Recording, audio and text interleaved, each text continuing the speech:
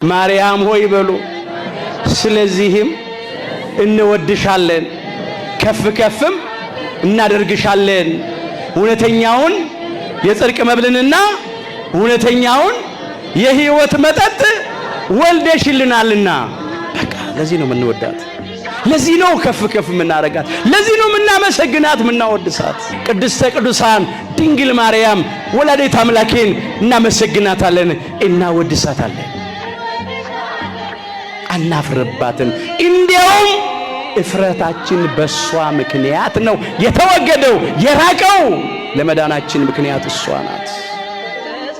አንቺ ከሴቶች የተባረክሽ ነሽ፣ መርገመ ሥጋ መርገመ ነፍስ የሌለብሽ፣ በረከተ ሥጋ በረከተ ነፍስን እያማለርሽ የምታሰጭን ነሽ ማለት ነው።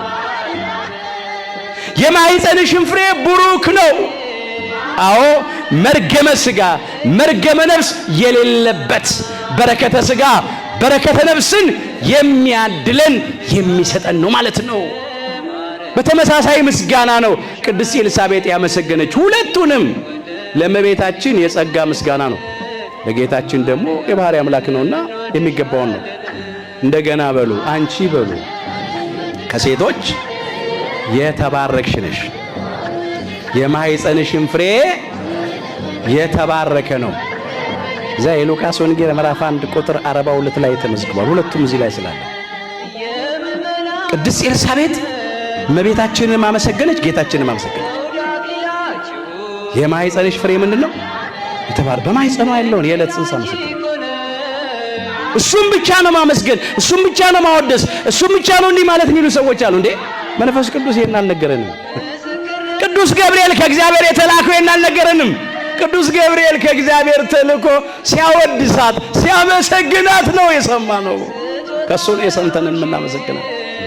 መንፈስ ቅዱስ አድሮባት ገልጦላት ቅድስት ኤልሳቤጥ ስታመሰግናት ስታወድሳት ሰምተን ነው የምናመሰግናት። እመቤታችን የምናወድሳት መንፈስ ቅዱስ ያደረበት የ6 ወሩ ጽንስ መጥምቀ መለኮት ቅዱስ ዮሐንስ ድምጿን ሰምቶ ደስ ብሎት ሲሰግድ ሲዘል አንብበን ነው ምናመሰግናት ምናወድሳት። ኦ ማርያም በእንተዝ ናፈከረኪ ወናበየኪ እስመ ወለድኪ ለነ መብልዐ ጽድቅ ዘበአማን ወስተ ሕይወት ዘበአማን አላት አባታችን አባ ሕርያቆስ በቅዳሴ ማርያም። እስቲ በሉ ማርያም ሆይ በሉ። ስለዚህም እንወድሻለን ከፍ ከፍም እናደርግሻለን እውነተኛውን የጽድቅ መብልንና እውነተኛውን የሕይወት መጠጥ ወልደሽልናልና። በቃ ለዚህ ነው የምንወዳት፣ ለዚህ ነው ከፍ ከፍ የምናረጋት፣ ለዚህ ነው የምናመሰግናት የምናወድሳት። በእሷ ምክንያት ነው ዓለም የዳነው። በአምላክ ልቡና ታስባ ትኑር የነበረች ሁለተኛ ሰማይ የተባለች በነቢያት አንደበት በብዙ ምሳሌ የተመሰለ ትንቢት የተነገረላት ሱባኤ የተቆጠረላት ጸጋን ሁሉ